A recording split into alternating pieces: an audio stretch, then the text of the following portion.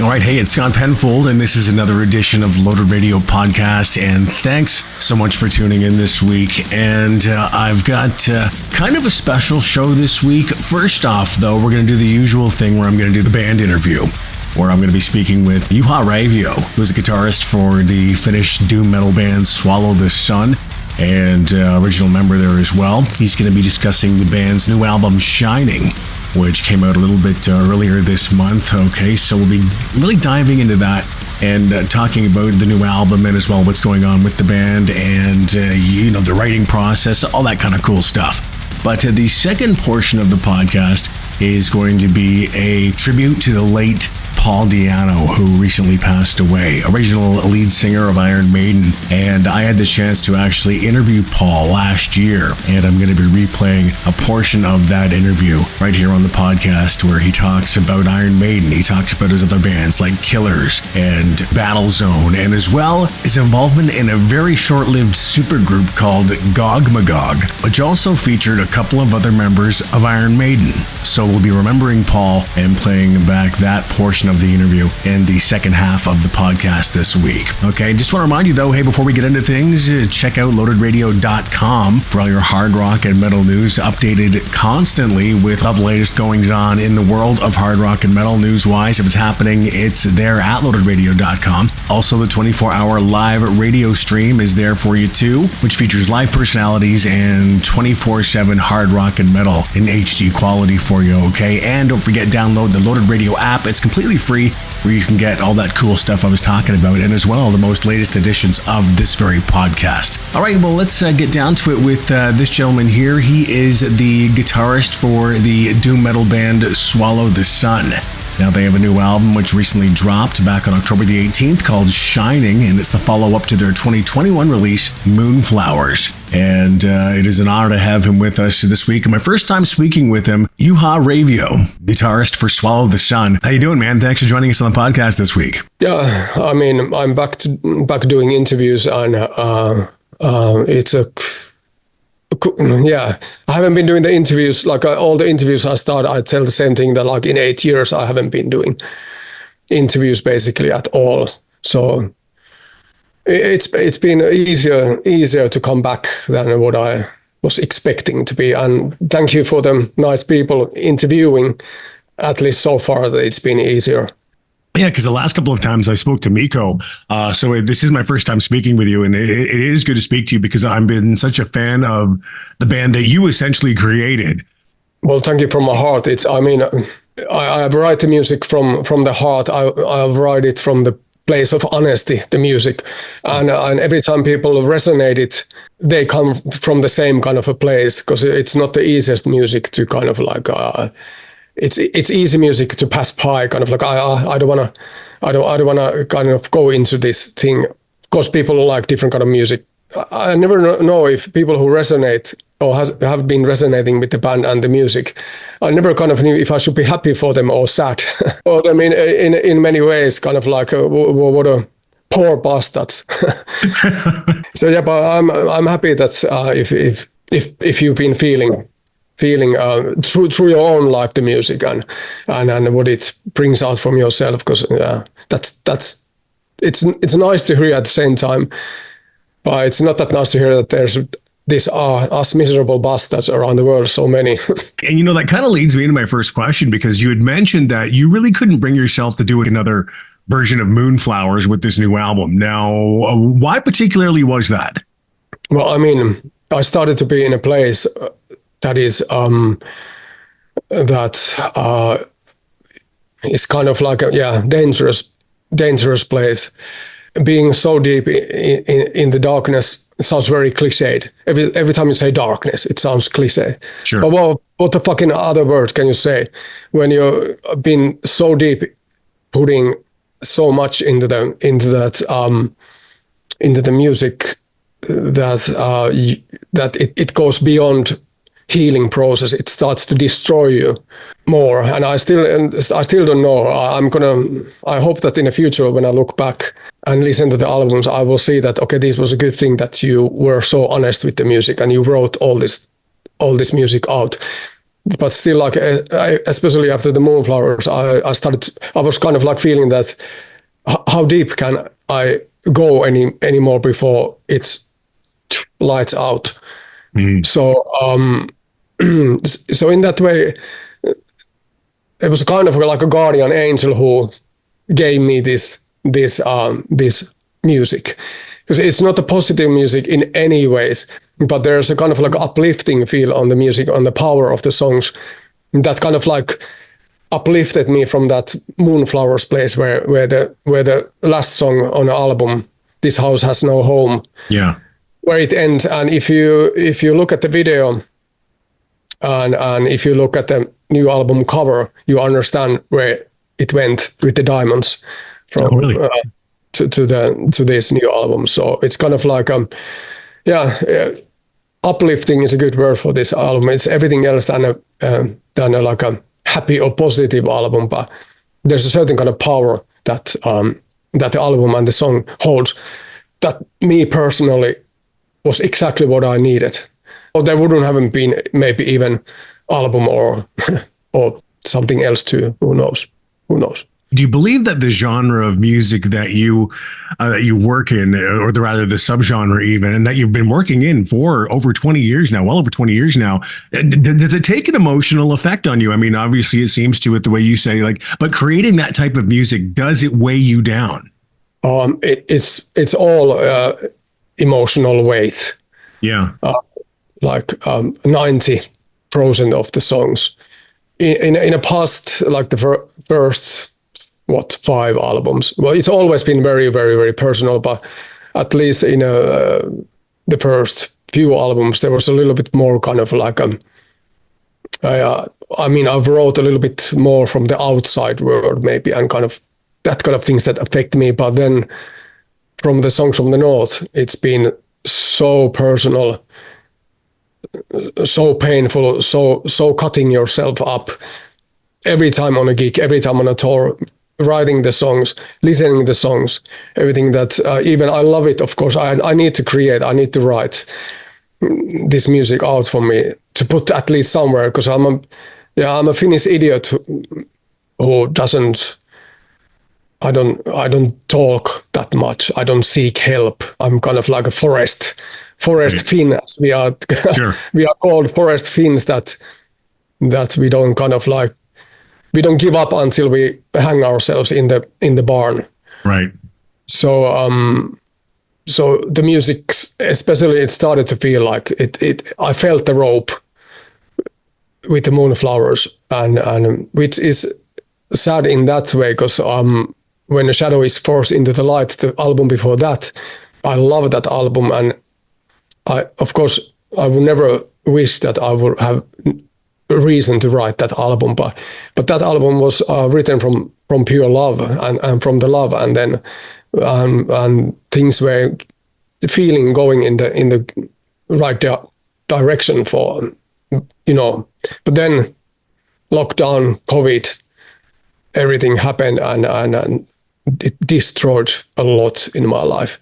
So back to the zero and under the ice. So that's why the Moonflowers, I hate that album, but I love it for the same reason, that it's so painful and so dark. But the darkness was much more powerful than the light side. I mean the beauty side. So some kind of a guardian angel gave me this music in a moment I needed it, and so I'm very, very happy. That was the only small wish that I was hoping with the new music, if there was ever going to be any new music after Moonflowers.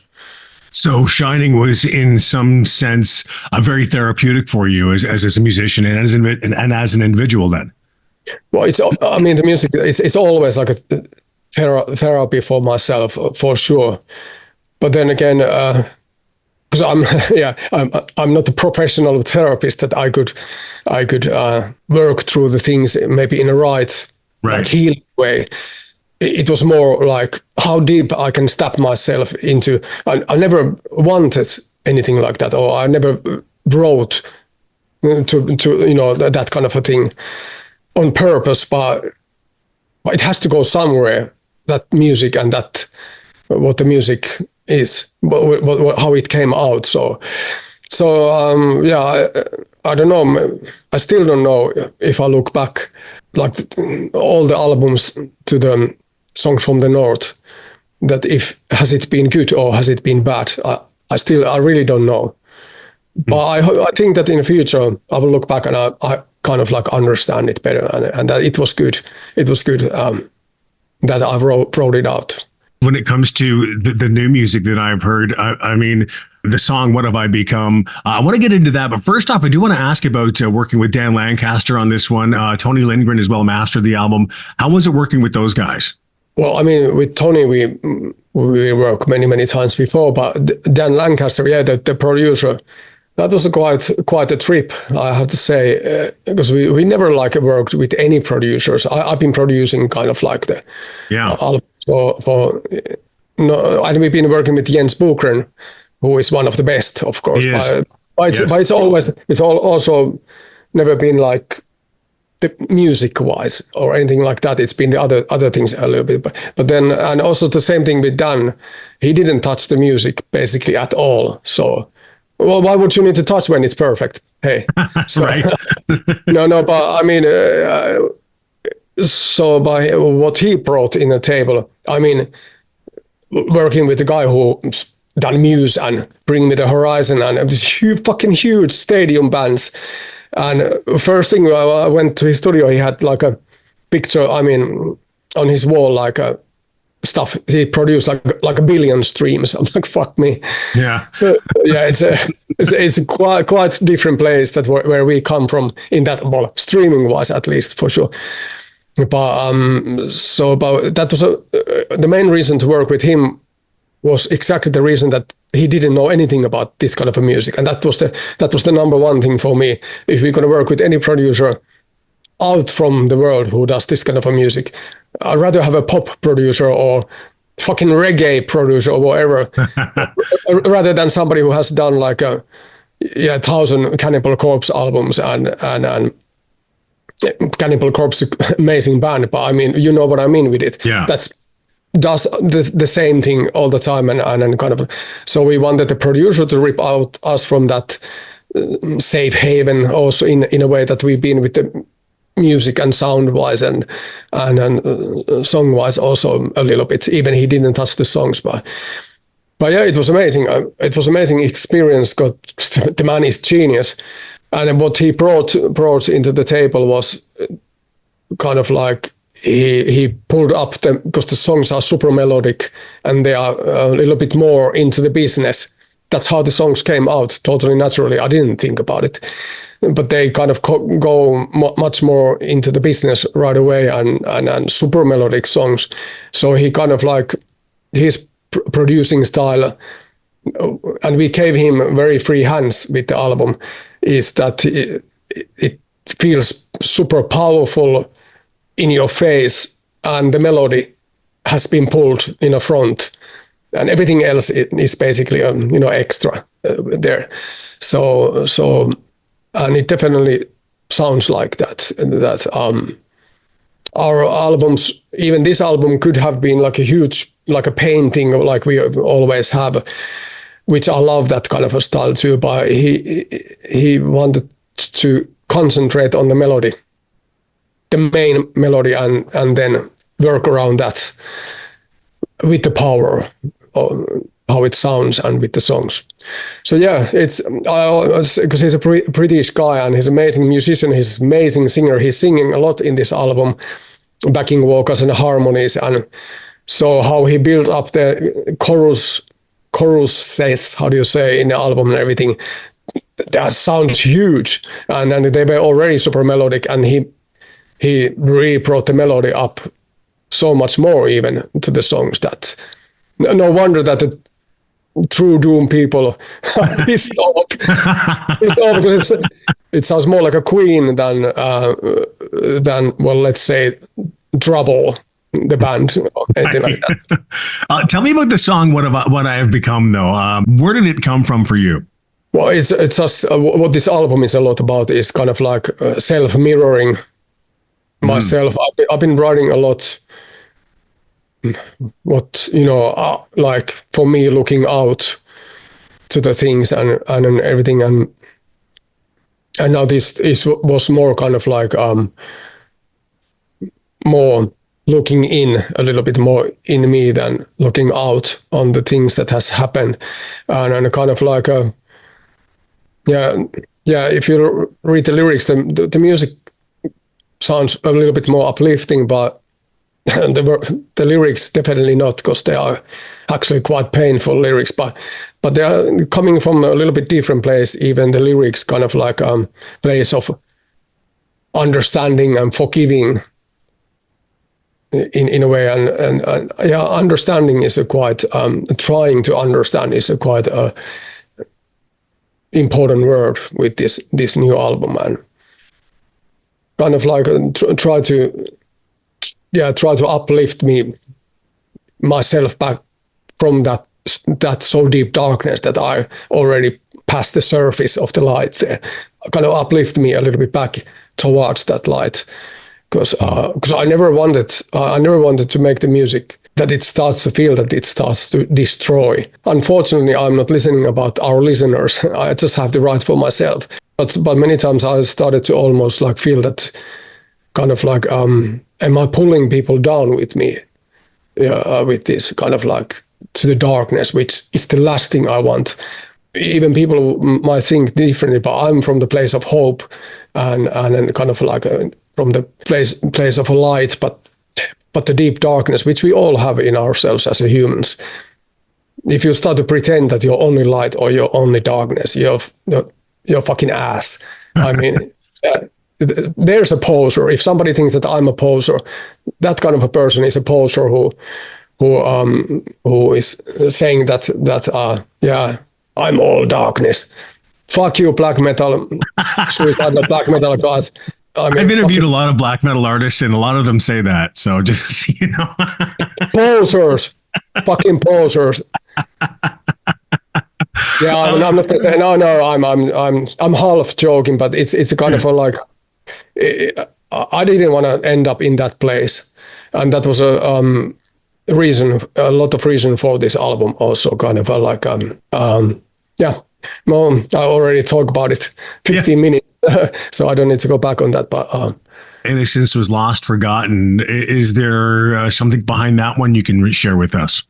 Actually, if I go all the way back to the Shining album name, it came from this thing that I heard from our other guitar player Juha, who told me this thing that he heard this how you can see the whole beauty of the universe.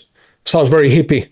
Yeah. But you can see the whole beauty of the universe through our human eyes. I mean, you can see it in our eyes.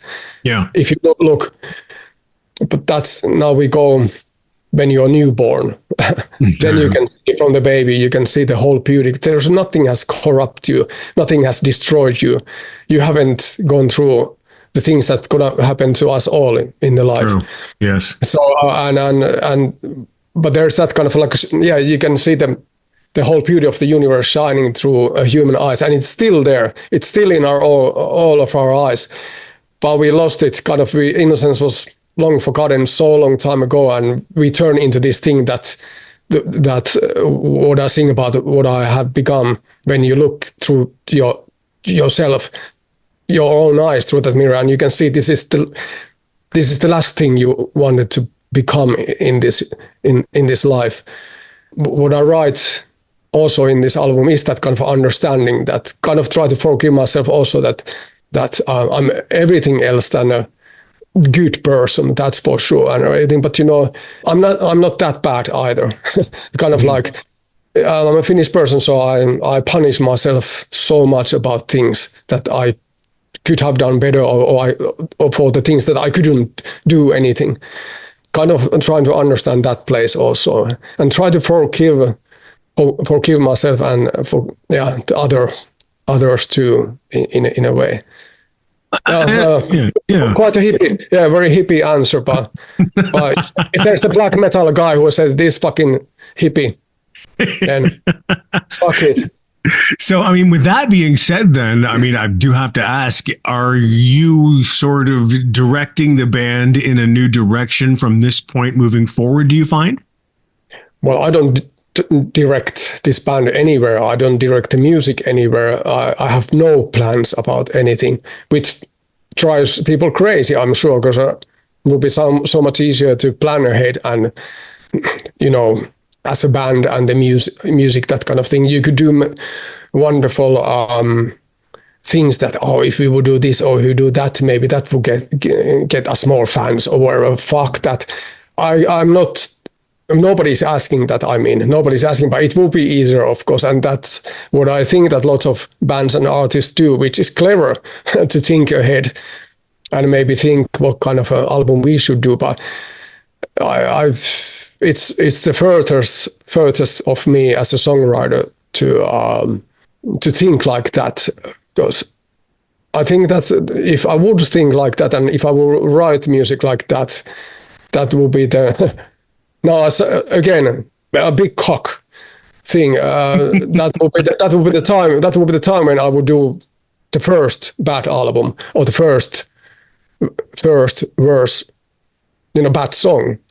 I stand 150% behind all the music this band have and all the albums this band has ever released, because it came from the honest place that I know is 110% true, and it's a wonderful place to be as an artist, because then at least for me, if people like it, I'm super happy. If people hate it, doesn't feel anything.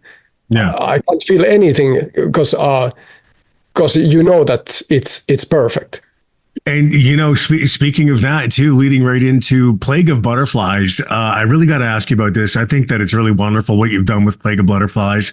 When you initially composed this, did you have any idea that this is what it would become with the ballet? Did you have any inkling at all? Yeah, well, actually, I had to go and ruin everything I just said, because that was the album that I did kind of like planned. But that was only because the music. But that was only because I was asked to do that music for a ballet in New York.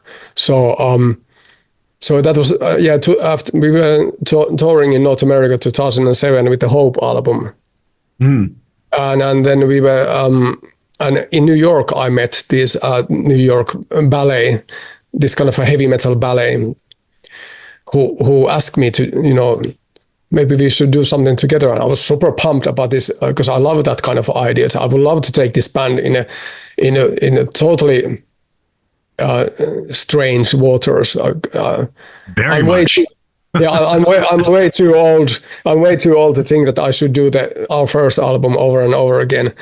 So that was amazing that happened. Even the ballet didn't happen. They didn't have money at the end. I did the music, I delivered the music, and then they said, we don't have money to do this. I'm like, okay.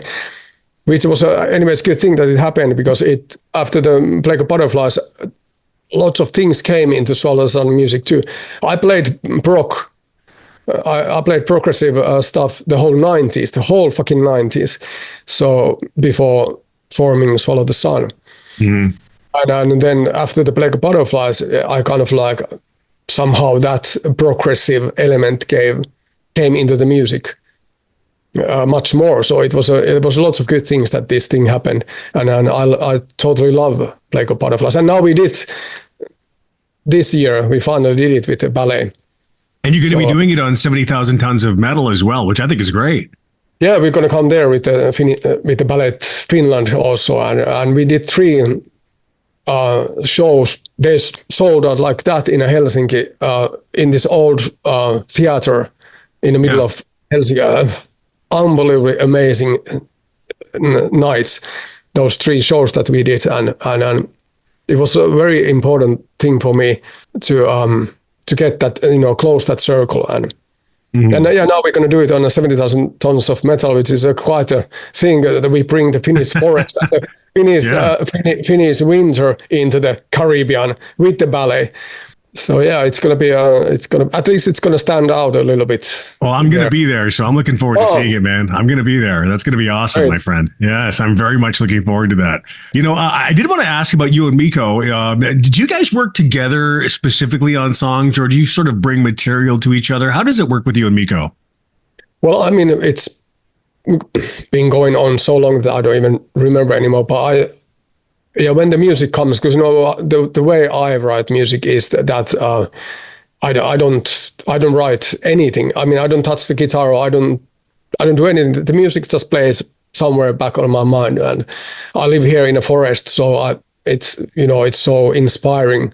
Sure. I go out and the music is all the time playing, and I kind of like I just let it be there, and then I don't touch the guitar. It can take months that I don't touch the guitar or do anything, and then I just let everything pile up, and then it's suddenly there's this strange force. Okay, hippie here again.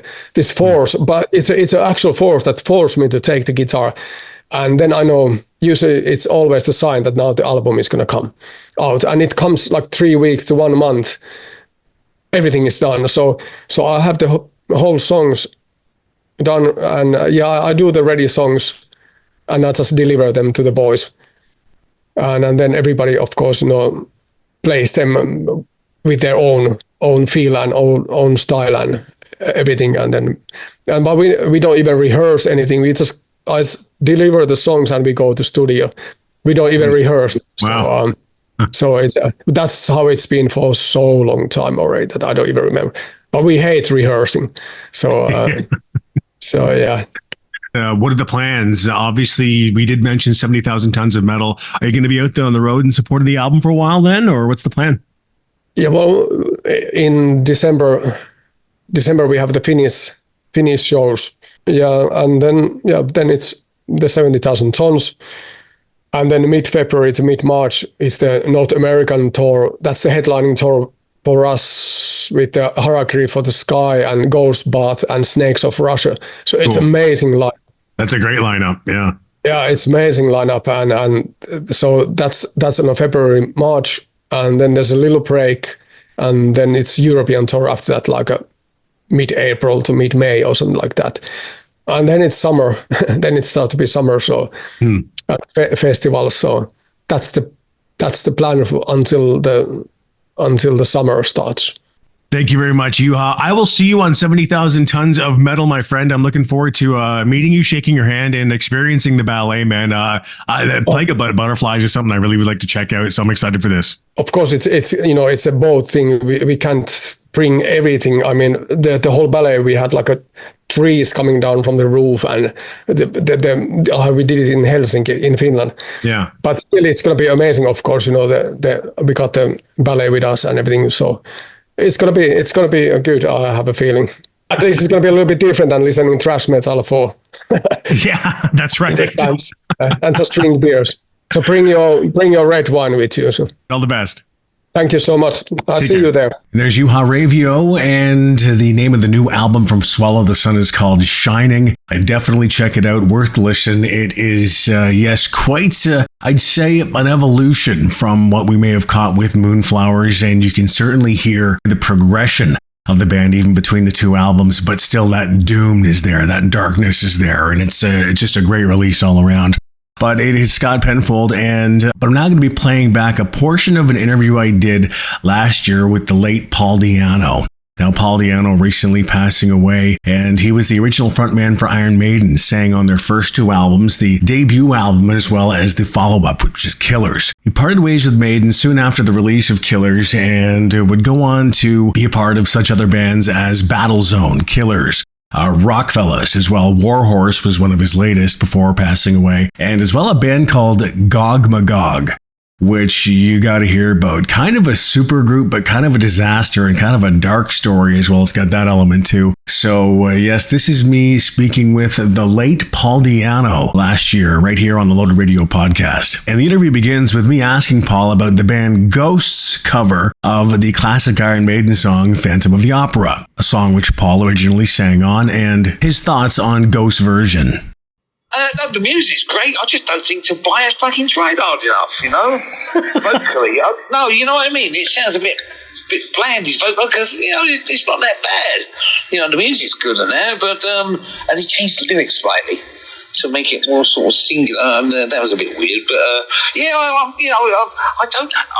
When I first heard it, I was probably in a bad mood that day, and I said, "Oh, this is fucking dog shit," you know. But I listened to it about 3 or 4 times. You know, I take it pretty damn good, actually, to be honest with you. But as I said, I just feel like Tobias didn't sort of, give it some, as we say. Give it some fucking welly. Now, usually, like, how does it feel when you hear people that cover those classic Iron Maiden tracks? I mean, did you feel like to take it as a compliment usually? Yes, very much so. Yeah, it's great, you know. But but as I said, it all comes out in that one bit. It just seemed like the vocal just seemed a bit lackluster. Really put a fellow musician down like that, you know, because regardless of what you think of Ghosts, you know, I'm very happy for them. Oh, absolutely. That just sort of got me a little bit that day. Maybe I was just pissed off with life as usual. I'm getting the grumpy I am. Fucking great. You know, I think once you get over 50, you got every fucking right to say what you want. So anyway, but nah, you know, I'm thinking about it's a bit harsh there for me. But then thinking about it, as I said, when I'm over it, I just wish you'd put a bit more effort into the vocal. You know, that's all. Now, you know, I do want to ask, speaking of Maiden, how do you feel about Maiden being snubbed for the Rock and Roll Hall of Fame again this year? Oh, we don't give a fuck. I ain't bothered. I mean, come on. Just like some of the acts they have on there are nothing to do with fucking rock and roll anyway. So it's just a big con, big farce. You know, but we ain't worried about it. I mean, I know the rest of the Maiden guys are not worried about it. I certainly ain't. Bit of fucking inconvenience for me. Having to fucking get on planes and go over there and do all that old bollocks. I'm like, no, you're all right, mate. I'd rather sit at home and watch football. Was there a plan if the band had been inducted? That would you all have performed again together at the induction? Was there talk about that? Well, we can't all do it. Come on, get Clive isn't there. But yeah, but I don't know. But would they include Blaze and whatever? But I have no idea, to be honest with you. It's so far removed from my mind, I can't even think about it, you know. I don't know. I guess if they was going to do it, then I suppose, we'd all have to do it, wouldn't we? Regardless of whether you want to or not. When I see, I'm with the rest of the guys in the band, I just think it's a load of bollocks. Well, you know, I think there'd be quite a few Maiden fans that would love to see, you know, you up there even just belting out Wrathchild or Killers or something with the band again. I think that would be a Maiden fan come true for a lot of people. Oh, that'd be fun. But it'd be fun. But I'm in contact with Steve quite a bit. You know, because we're both sort of West Ham fanatics, us two. But they texted me the other day because we're in the European Cup final at the minute, and we're sort of quite happy. And they're actually in Croatia at the moment. They're actually rehearsing. I'm like, I'm stuck over here. So we missed each other again. You know, Paul, there was a video. I did see that you were at the Zagreb show, I believe, and you met with Steve again backstage with video that was posted there. What did you guys talk about there? What was said between the two of you? That's private. Just really good to catch up, man. I mean, we've been in contact with each other, and Steve's sister Linda came over to Croatia for a couple of weeks. I've done a show a couple of days before.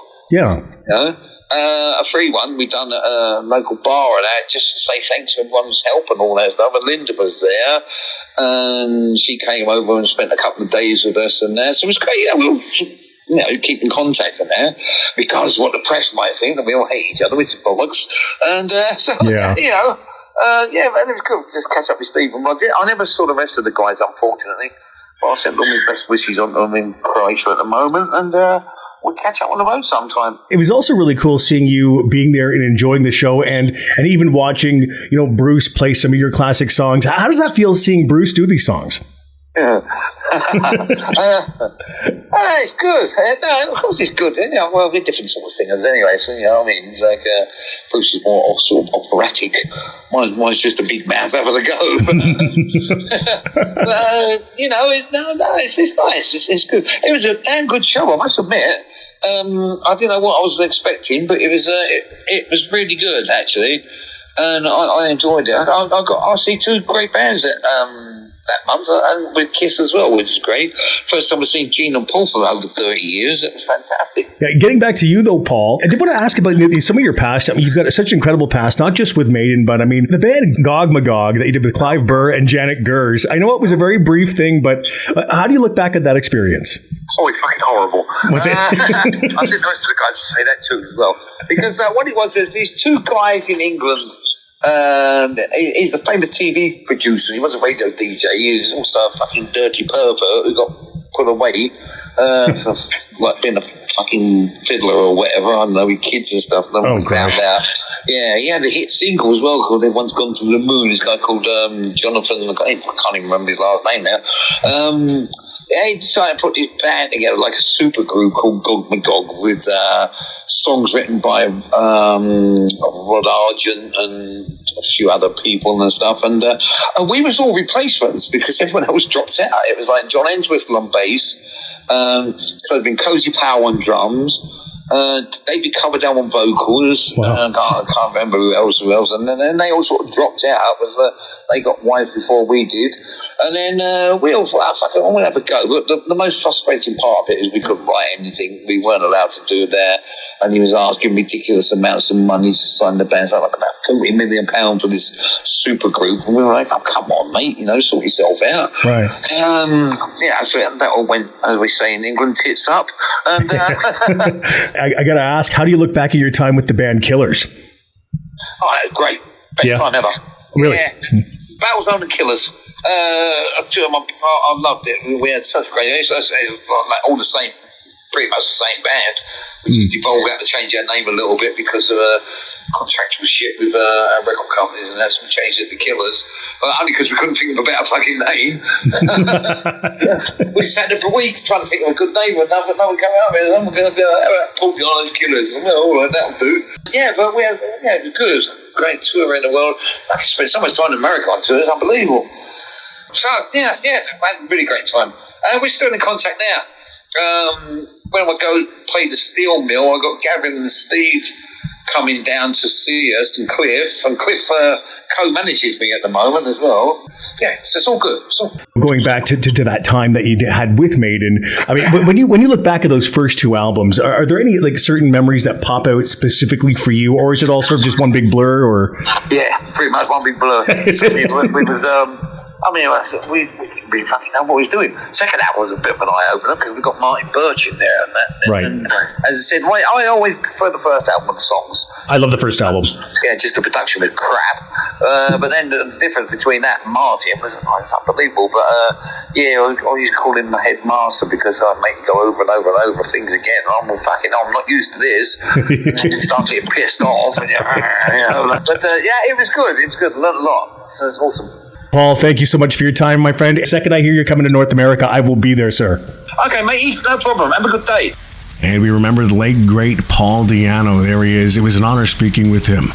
I guess, a little over a year ago now. And at the time, he was optimistic and he was still performing in a wheelchair, which you got to hand it to him, man. I mean, talk about commitment to doing what you love doing and, presenting your art. Paul Di'Anno certainly was tough, man. He was a bit rough around the edges, that's for sure, but an incredible voice, a very unique voice, and a significant part of Iron Maiden's history. Those first two albums are absolutely awesome, and they stand up to this day, man. I listened to those first two albums one hell of a lot. Like, seriously, one hell of a lot. And nothing to take away from Bruce Dickinson. I love all of Maiden's stuff. But it's those first two albums, there's just something so raw about that first record and the production value of it. I don't care what people say, I like that first album. And as well, of course, Killers, which, just a legendary, an iconic album, which Paul Di'Anno was very much a part of. So he is greatly going to be missed.